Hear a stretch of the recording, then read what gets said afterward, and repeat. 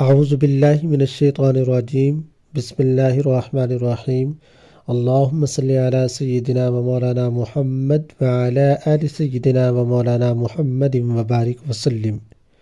سب سے پہلے میری گزارش ان احباب اور ان بھائیوں اور بہنوں کے لیے ہے جنہوں نے میرا چینل مولانا محمد احمد درس قرآن سبسکرائب نہیں کیا تو پلیز وہ سبسکرائب کر دیں تاکہ آنے والی ہر اچھی ویڈیو آپ لوگوں تک پہنچتی رہے۔ تو آج کی ویڈیو کا ٹاپک اور عنوان وہ یہ ایک نہایت اہم مسئلہ جو بہت ساری خواتین کی طرف سے پوچھا جاتا ہے۔ بہت ساری خواتین اور میری بہنیں یہ سوال کرتی ہیں کہ ناپاکی کے اندر بچوں کو دودھ پلانا کیسا ہے، یعنی ناپاکی کے حالت کے اندر ہوئیں، جنابت کی حالت کے اندر ہوئیں، رات کو بچے کو بھوک لگی اور بچے کو دودھ پلانا چاہتی ہیں، تو کیا اسی ناپاکی کی حالت کے اندر بچے کو دودھ پلانا جائز ہے یا نہیں جائز؟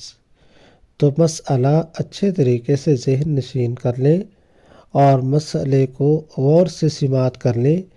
مسئلہ یہ ہے کہ سب سے پہلی کوشش میری بہنیں یہ کرنی چاہیے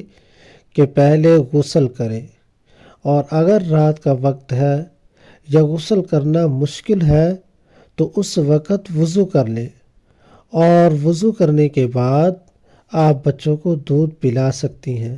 لیکن حتی الامکان یہ کوشش کرنی چاہیے کہ پہلے غسل کریں اور غسل کرنے کے بعد بچوں کو دودھ پلائیں۔ لیکن اگر کوئی ایسی کنڈیشن، کوئی ایسی حالت آ جائے